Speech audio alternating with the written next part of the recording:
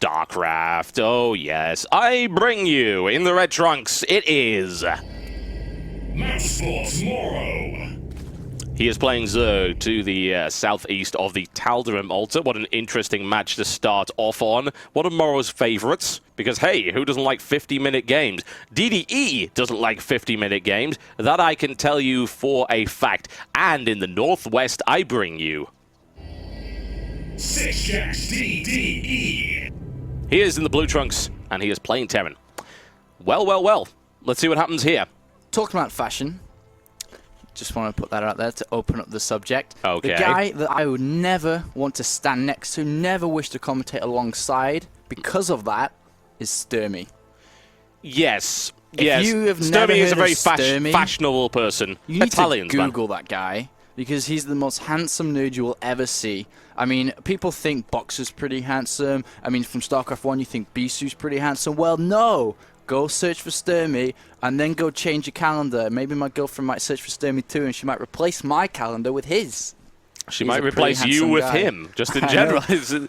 You never know. That's interesting. Early gas. Early gas. I know it's going to be gas. very, very fast reactor Hellion. I feel it's a very nice build, and you can do a lot of harassment with, 4-6 Hellions. It comes a little bit faster, so MorroW might be a little bit caught off. But we talked about his training regime. He's trained so much. He knows every single different variant in the game, and I'm surprised he's not going to... Well, he won't be surprised at all by this. He's like, okay, cool, I know what you're doing. I'm just going to get that extra wave of lings, just that one round earlier, and I'm fine.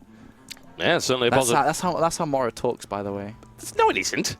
Not at all. I've heard MorroW speak. He doesn't sound anything like that. Mr. Anderson! Mr. My name is MorroW. And then they sort of start kung fu fighting in the middle of the arena. It's pretty fantastic. Oh, that's going to be scouted. There we go. He sees the factory. He could have put the drone in front of the barracks or to the side of it and actually denied the reactor, but it's okay. MorroW's fine. MorroW's Well, cool. it would have denied the reactor for not too long, but hey, there you go. There's no Marine, so... Well, it's a very good point. He would have got poked at by that SCV, but hey, there you go. So he spots that, and he knows that there is going to be a fast reactor Hellion push coming. Of course, it was a perfect map to go early gas on, because, hey, it's Tal'Darim, which means scouting takes forever. He's able to do so nonetheless. However, he knows where his opponent is and what is going on. And the question is, how would you respond to that? Well, you know it's going to come. You know you can't wait around and be greedy. You can't squeeze an extra round. And literally what I said is you have to either get an extra round of units and lings out early, or, as MorroW is going to do, is throw down a very early roach warren and completely shut them down, because you know your opponent is dedicated to going to fast gas. He's dedicated to getting this early switch over. But look at this. He's actually keeping up for Marines right now. I don't know if he's going to switch over afterwards, or is he going to go solely for building 2 Marines at a time? It's an interesting maneuver. The Marine Hellion combo is not unusual, honestly, in this 5 Marines 2 Hellion. I have a feeling he just wanted to do it so that he could get the swap around, because he was going to be actively denied by MorroW. And also, again, it does trick him a little bit. He says, hey, there's 2 Marines, maybe there isn't the swap around, putting just that tiniest seed of doubt in the mind of MorroW.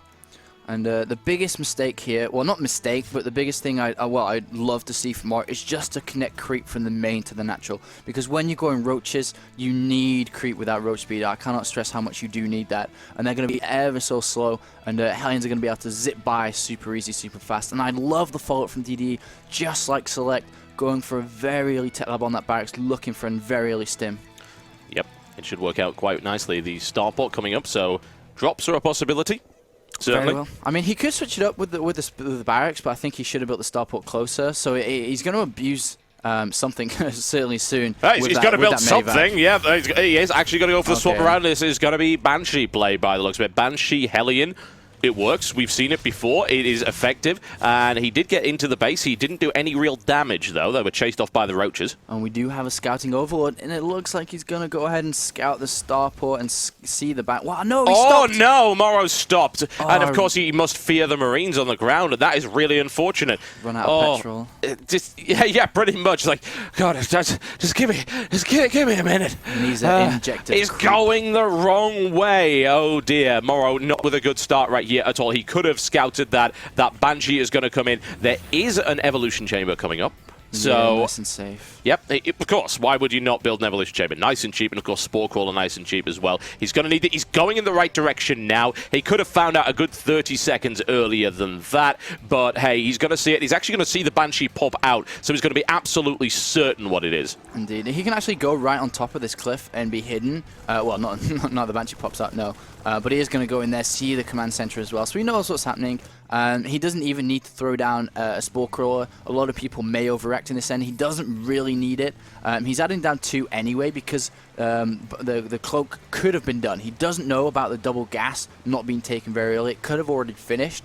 And so he's going to throw down early. In this scenario, he doesn't need them at all. And he is adding on a lot of roaches now. He can start teching up to the layers, almost finishing. We'll add on a very early, well, I don't know. It'll most likely go for a very early spire here. Well, we'll find out one way or the other. It should be a pretty good idea. It's not like his opponent DDE really has anything to deal with that kind of thing.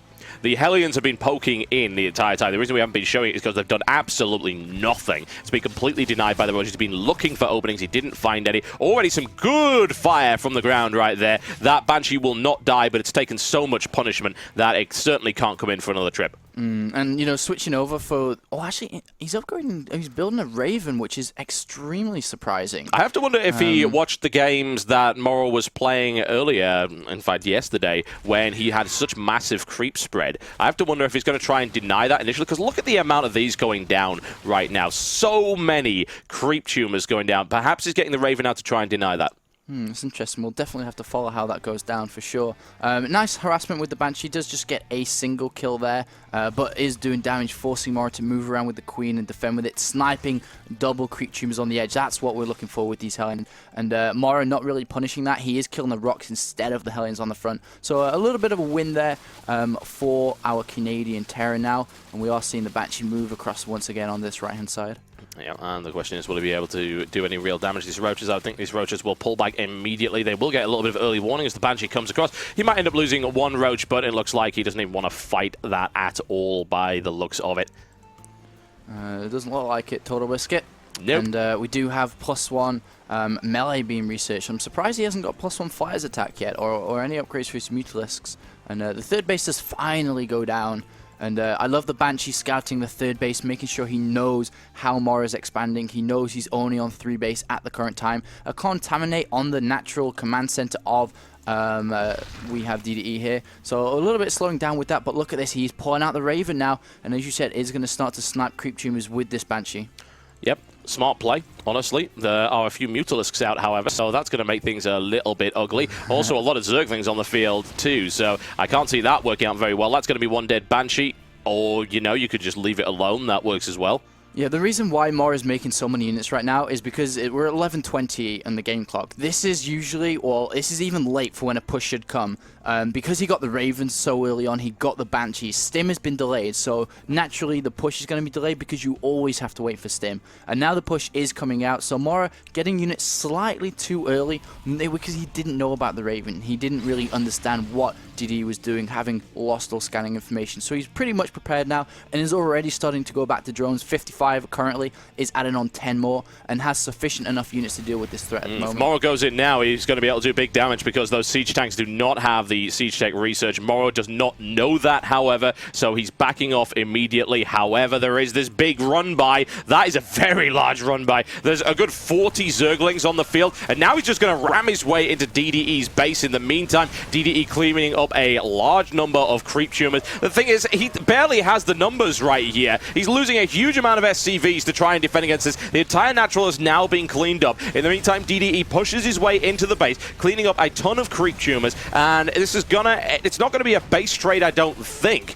He should be able to clean up these Zerglings eventually, but he's lost so many SCVs. It's now 33 to 63, and big Baneling damage coming in, and a good follow-up as MorroW defends this very well indeed. However, DDE is not going up. He's going for it again. If he does, he'll probably end up losing everything, and that's exactly what happened.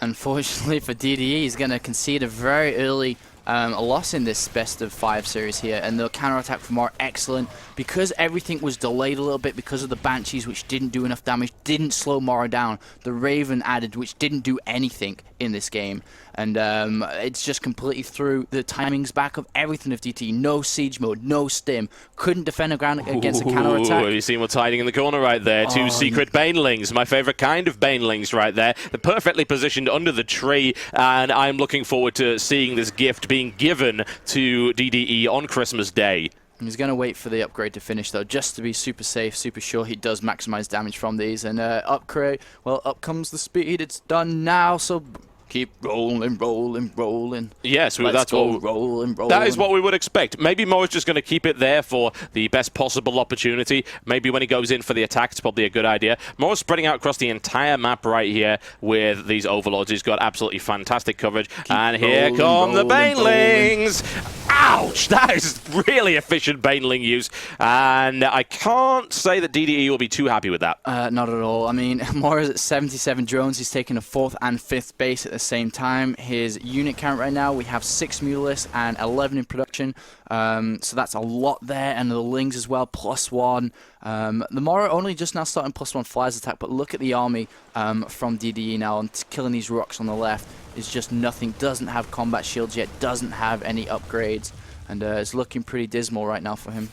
It is very dangerous. It's not a good position for him to be in. Yes, he might be able to get this expansion. Will he be able to hold it? More to the point, his unit count is much lower than MorroW's at the moment. MorroW is not building as many units as I would have expected. He's actually got 83 drones. He does have some room to maneuver, but look at the supply comparison. 179 now to 84. A flock of Mutalisks now moving in. No upgrades on them as of yet. +1 about to complete in terms of the flyer attack, but he can decimate this area, and there's not much that can really be done about it without pulling everything off the line. The funny thing is that DDE is just going in for an attack. He can't sit back and defend, so... No, I suppose he can't, but he's going to lose a ton of production in the process, and I have to wonder how much damage this attack can really do. Well, he's been cutting corners because he's so far behind. He hasn't actually built any turrets at all. This counterattack, I mean, well, not counterattack, but kind of all-in push, you could almost say, from DDE now. This is everything he has. Can kill this hatch, but, you know, what does MorroW care right now? He's got another one in the top right,